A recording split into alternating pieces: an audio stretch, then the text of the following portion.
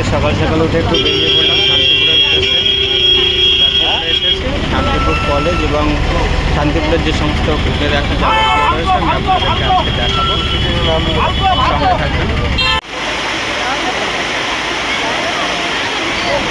দেখি তো প্রচণ্ড বৃষ্টি হওয়ার কারণে শাড়ি কুঠিগুলো আমি আজকে ভালো করে দেখাতে পারিনি, কিন্তু দ্বিতীয় দিন আমি শান্তিপুরে এলে আপনাদেরকে প্রত্যেকটা শাড়ি কুঠি ঘুরিয়ে ফিরিয়ে দেখাবো।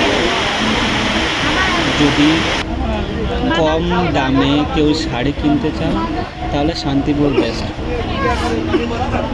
এটাকে শান্তিপুরকে শাড়ির আঁতুঘর বললে চলে।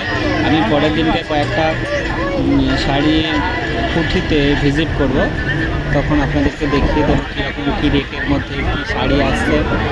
এখানে নতুন হাট বলে একটা জায়গা আছে যেখানে প্রত্যেক রবিবার হাট বসে।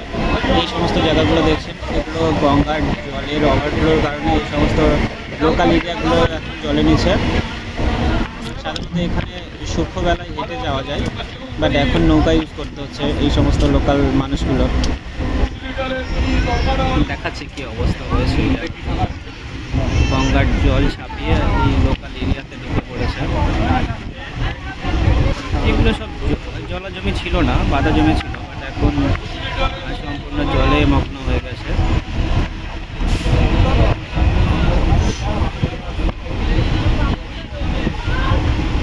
দেখতেই পাচ্ছেন কি অবস্থা হয়েছে।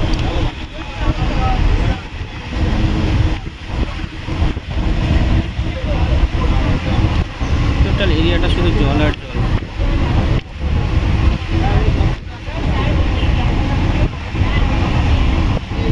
এটা শান্তিপুর থেকে একটু ভিতর সাইডে চলে আসছে।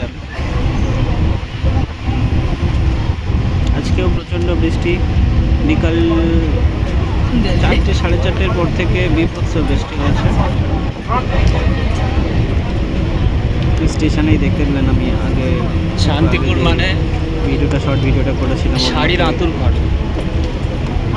দেখিয়েছে কীরকম বৃষ্টি হচ্ছে এখানে। এগুলো সব শাড়ি কুঠি আজকে ভিজিট করতে পারলাম না, টাইমের অভাবে।